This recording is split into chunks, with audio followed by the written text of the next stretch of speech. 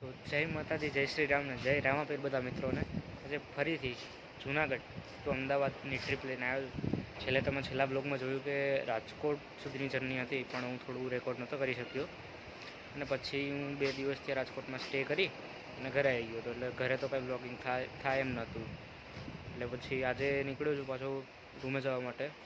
અને કાલથી નહીં, પણ કાલ સન્ડે છે અને પરમ દિવસે મારી કોલેજ છે. એટલે બસ હવે હજી તો 10:30 થયા છે. 11 વાગ્યાની ટ્રેન છે આપણી, ને સમથિંગ 11:15 આવી જશે, કેમ કે 15 મિનિટ તો લેટ થશે. એટલે પછી ચાલો ટ્રેન આવીએ, ટ્રેનની રાહ જોઈએ અને પછી નીકળીએ અહીંથી સીધા વાયા રાજકોટ, જેતલસર જંકશન એ બધું થઈને આપણે અમદાવાદ પહોંચી જઈશું. સવારે 5:30-6 ચાંદોડી ઉતરશું.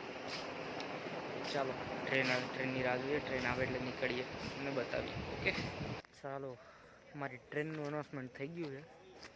ટ્રેન અત્યારે માળિયા હાટીના પહોંચી છે. કેશોદ પહોંચી છે. એટલે હવે સમથિંગ 11 વાગે આવી જ જશે.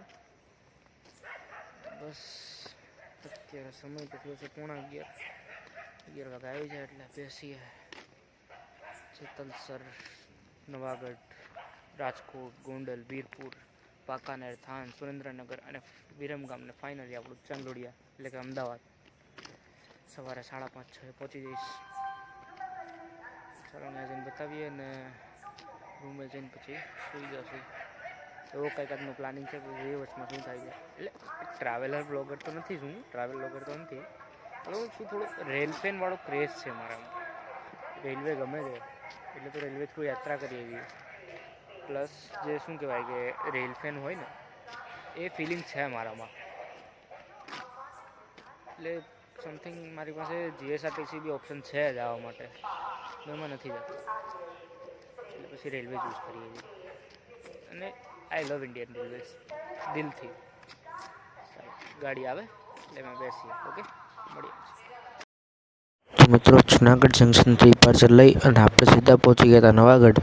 જોકે કોચમાં બહુ જ પબ્લિક હતું એટલે હું પછી વિડીયો રેકોર્ડ નહોતો કરી શક્યો, અને સીધો જ નવાગઢ પહોંચીને મેં રેકોર્ડિંગ ચાલુ કરી. અને આ લોકો પાયલટ સાહેબે જગ્યાએ એલપી સરે સિગ્નલ કરી દીધું. સીધું આપણે નવાગઢથી બી ડિપાર્ચર લઈ નીકળી ગયા હતા આગળ જવા માટે. તો નવાગઢથી નીકળી અને વાયા વીરપુર, ગોંડલ, ભક્તિનગર થઈ અને હું આવી ગયો હતો રાજકોટ.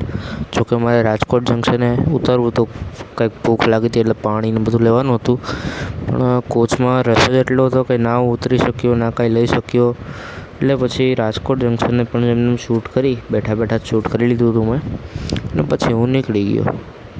વેલકમ ટુ અમદાવાદ પહોંચી ગયું હતું અત્યારે તો. અને ટ્રેનમાં જે પબ્લિક હતી એટલે બ્લોગ બી ના કરી શક્યો, અને પ્લસ એક શું કહેવાય લડાઈ બી થઈ ગઈ હતી ટ્રેનમાં. જવા દો બધું. અત્યારે તો સિલ્વર સ્ટાર 4 રસ્તા એવું જ જો આ લોકેશન.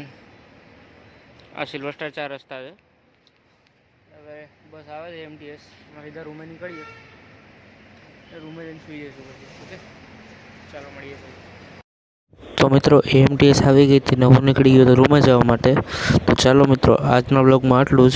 બ્લોગ ગમ્યો હોય તો લાઈક કરજો, ચેનલ સબસ્ક્રાઈબ કરજો. Thank you so much for watching. By.